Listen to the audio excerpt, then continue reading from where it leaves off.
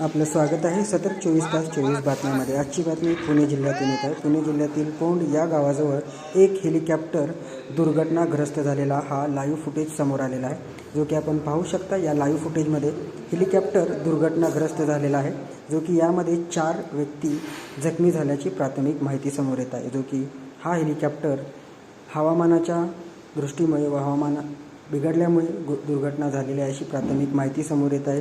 जो की यामध्ये पायलट, को पायलट आणि 2 इंजिनियर जखमी झाल्याची प्राथमिक माहिती समोर येत आहे। तसेच जखमींना रुग्णालयामध्ये दाखल करण्यात आलेले आहे व अधिक तपास सुरू आहे।